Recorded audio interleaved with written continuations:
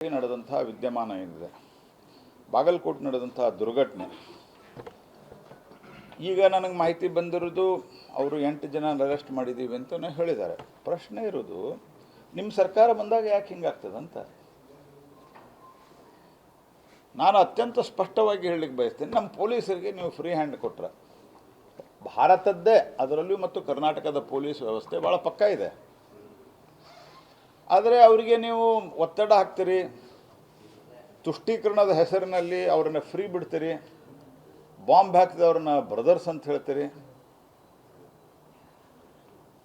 ಗಣೇಶನ ವಿಗ್ರಹ ಮೇಲಿಂದನೂ ಮಸೀದಿಯೊಳಗಿಂದ ಕಲ್ಲು ಬೀಳ್ತಾವ,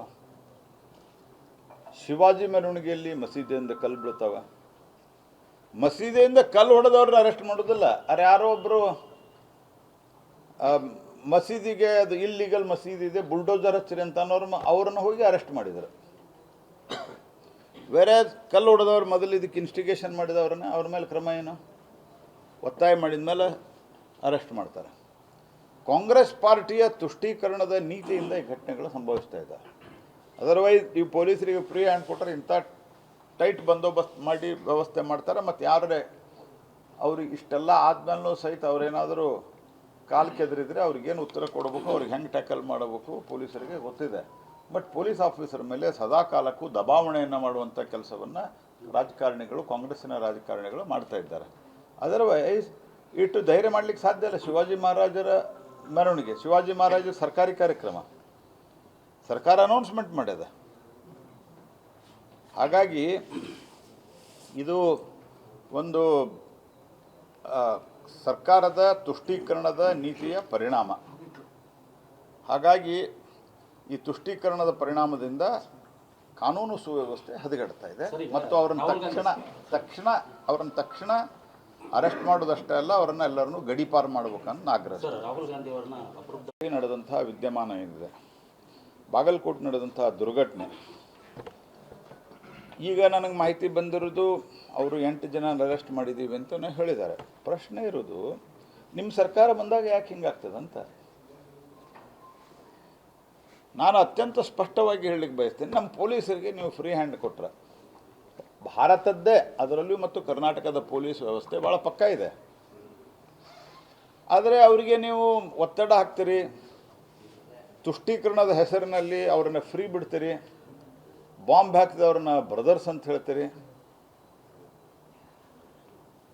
ಗಣೇಶನ ವಿಗ್ರಹ ಮೇಲಿಂದನೂ ಮಸೀದಿಯೊಳಗಿಂದ ಕಲ್ಲು ಬೀಳ್ತಾವ, ಶಿವಾಜಿ ಮೆರವಣಿಗೆಯಲ್ಲಿ ಮಸೀದಿಯಿಂದ ಕಲ್ಲು ಬೀಳ್ತಾವ. ಮಸೀದಿಯಿಂದ ಕಲ್ಲು ಹೊಡೆದವ್ರನ್ನ ಅರೆಸ್ಟ್ ಮಾಡೋದಿಲ್ಲ. ಅರೆ ಯಾರೋ ಒಬ್ಬರು ಮಸೀದಿಗೆ ಅದು ಇಲ್ಲೀಗಲ್ ಮಸೀದಿ ಇದೆ, ಬುಲ್ಡೋಜರ್ ಹಚ್ಚಿರಿ ಅಂತ ಅವ್ರನ್ನ ಹೋಗಿ ಅರೆಸ್ಟ್ ಮಾಡಿದರು. ಬೇರೆ ಕಲ್ಲು ಹೊಡೆದವ್ರು ಮೊದಲು ಇದಕ್ಕೆ ಇನ್ಸ್ಟಿಗೇಷನ್ ಮಾಡಿದವ್ರನ್ನ ಅವ್ರ ಮೇಲೆ ಕ್ರಮ ಏನು, ಒತ್ತಾಯ ಮಾಡಿದ ಮೇಲೆ ಅರೆಸ್ಟ್ ಮಾಡ್ತಾರೆ. ಕಾಂಗ್ರೆಸ್ ಪಾರ್ಟಿಯ ತುಷ್ಟೀಕರಣದ ನೀತಿಯಿಂದ ಈ ಘಟನೆಗಳು ಸಂಭವಿಸ್ತಾ ಇದ್ದಾವೆ. ಅದರ್ವೈಸ್ ಈ ಪೊಲೀಸರಿಗೆ ಫ್ರೀ ಹ್ಯಾಂಡ್ ಕೊಟ್ಟರೆ ಇಂಥ ಟೈಟ್ ಬಂದೋಬಸ್ತ್ ಮಾಡಿ ವ್ಯವಸ್ಥೆ ಮಾಡ್ತಾರೆ. ಮತ್ತು ಯಾರೇ ಅವ್ರಿಗೆ ಇಷ್ಟೆಲ್ಲ ಆದಮೇಲೂ ಸಹಿತ ಅವರೇನಾದರೂ ಕಾಲು ಕೆದರಿದ್ರೆ ಅವ್ರಿಗೇನು ಉತ್ತರ ಕೊಡಬೇಕು, ಅವ್ರಿಗೆ ಹೆಂಗೆ ಟ್ಯಾಕಲ್ ಮಾಡಬೇಕು ಪೊಲೀಸರಿಗೆ ಗೊತ್ತಿದೆ.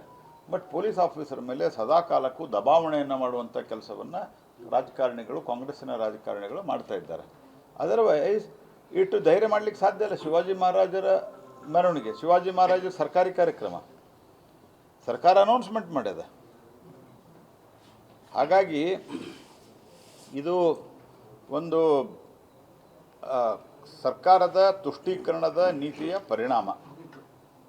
ಹಾಗಾಗಿ ಈ ತುಷ್ಟೀಕರಣದ ಪರಿಣಾಮದಿಂದ ಕಾನೂನು ಸುವ್ಯವಸ್ಥೆ ಹದಗೆಡ್ತಾ ಇದೆ. ಮತ್ತು ಅವರನ್ನು ತಕ್ಷಣ ಅರೆಸ್ಟ್ ಮಾಡೋದಷ್ಟೇ ಅಲ್ಲ, ಅವರನ್ನು ಎಲ್ಲರನ್ನೂ ಗಡೀಪಾರು ಮಾಡಬೇಕಂತ ಆಗ್ರಹ.